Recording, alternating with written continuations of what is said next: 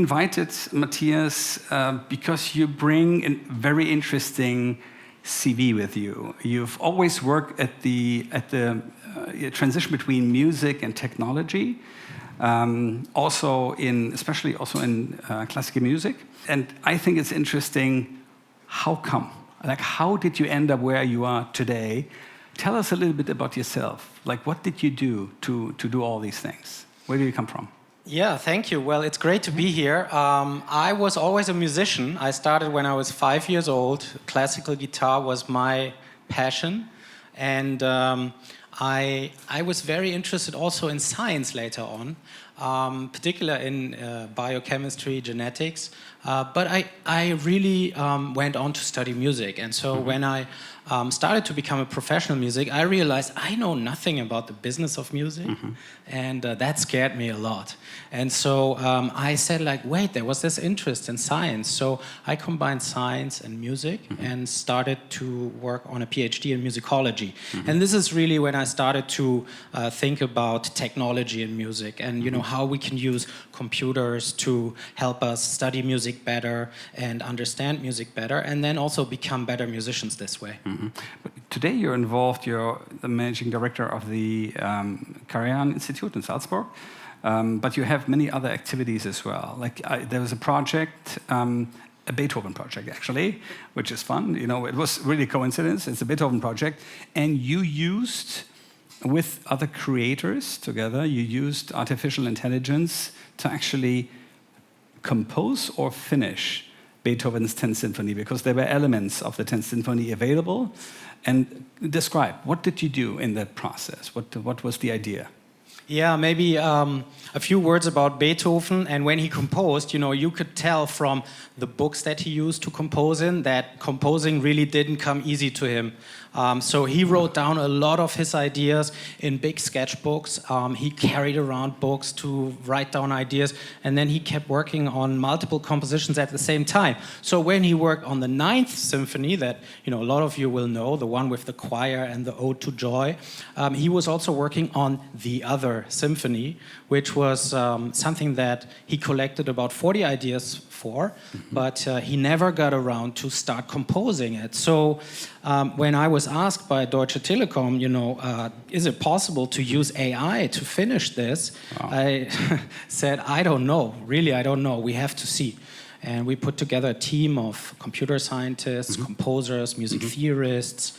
That was when? This was in 2019. This was in 2019. So it's 5 years ago. I mean, all the hype about AI, so it's like 5 years ago already. Yeah, so when we announced the project, a lot of the people in the computer science world, and especially in sort of high tech, they said, like, it cannot be done.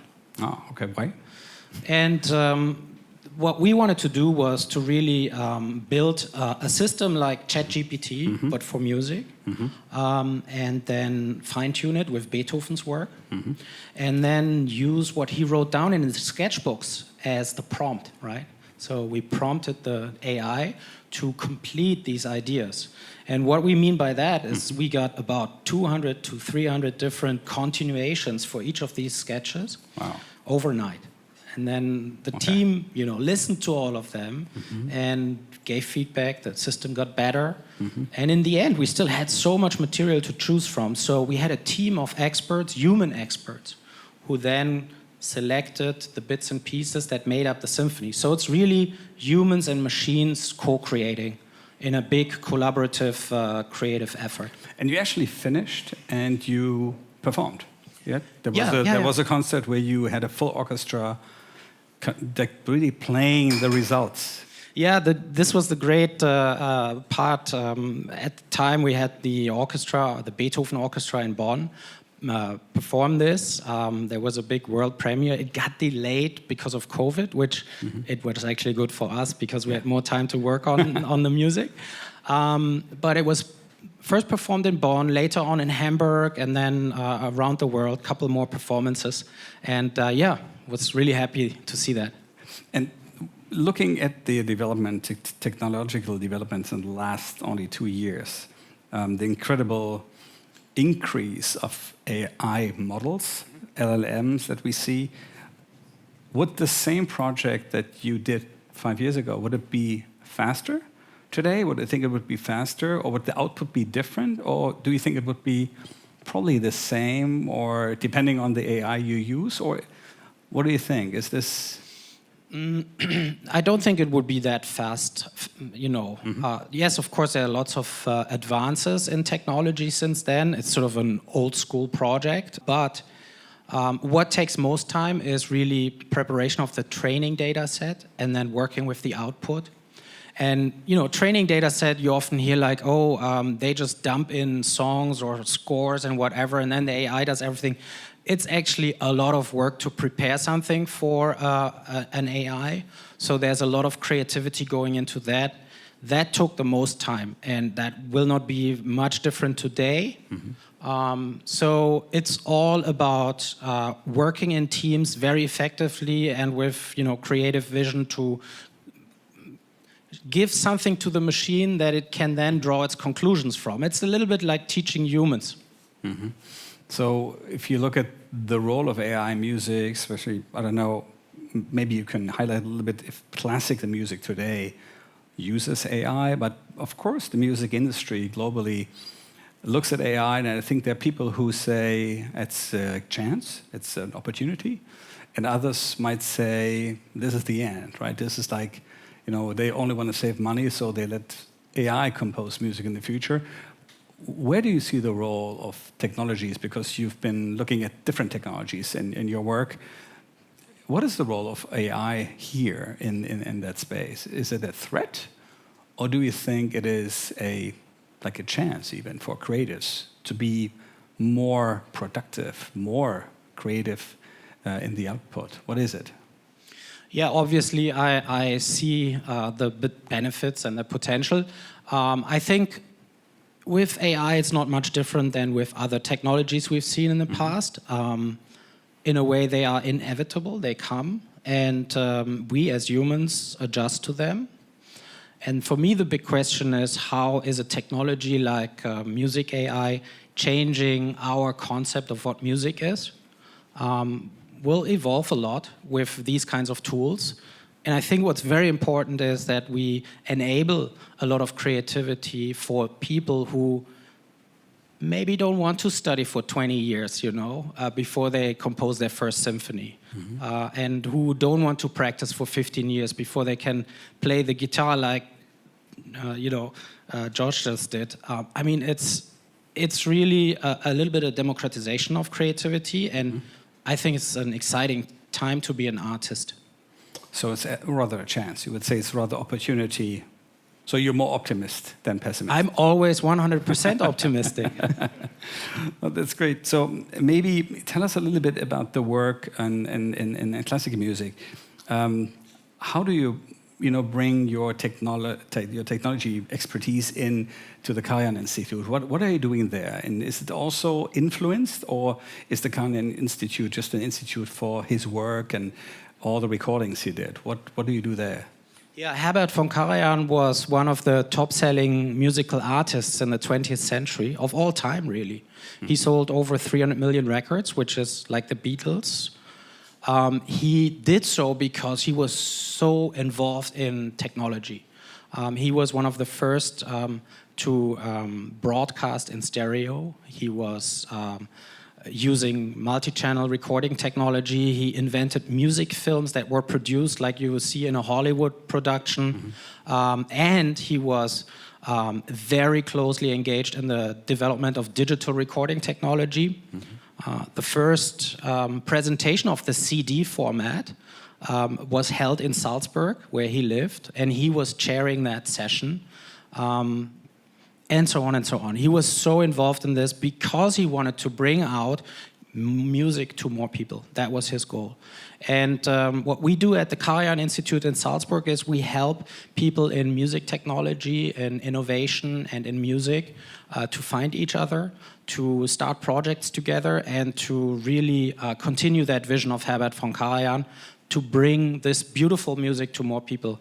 And so we have a Karajan Music Tech conference, we have hackathons, and so on and so on. So we have a partnership, by the way, with Volkswagen AG, with Art and Tech series, which we do in different cities. I really believe in the power of technology and music together to have a big impact in the world. And looking at him, like, who do you see today as like pushing the edge? Because the new technologies we see now, it's VR, right? There was a lot, like 2 years ago, I think there was a lot of hype around virtual reality again.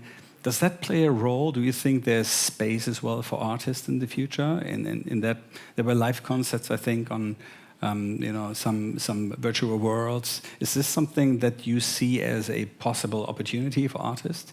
Yeah, absolutely. I mean, we go through these hype cycles. AI is now one of them. Yeah. You mentioned AR, VR, and so on.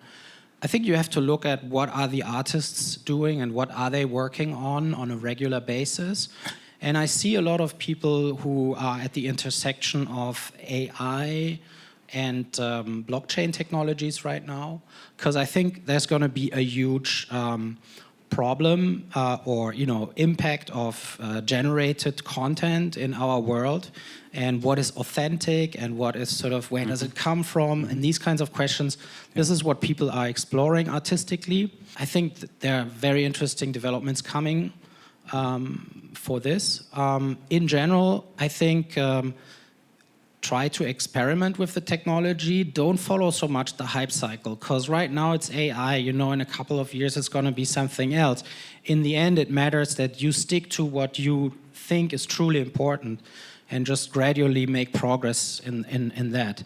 And then you'll catch the next hype cycle. Yeah, that's true, absolutely. Maybe, because we have a few minutes left, what about ownership and the whole rights management? Is always an issue in the history of music. You just mentioned blockchain. Maybe a quick insight into that. Where do you see a shift here? Because there's discussion in the industry, and especially on the artist side, that there might be like a big shift towards the ownership of your data, of your songs, especially using blockchain technology. Maybe you can describe briefly what is possible and what is on the horizon here. Well, it's always difficult to talk about the future. Yes. I think what's very important to see for artists, but this is also true for small companies and people in business, as we are entering more into this world of augmented intelligence through machines, how do you deal with your data? Do you have a data strategy? What do you do to make your data accessible to others who want to work with you? I think this is very important also for musicians and for other artists to understand how they can use the data that they create while they compose or perform in ways that unlock new value and new business opportunities. So for me, that means in an ideal world, I often get asked, what would Beethoven do?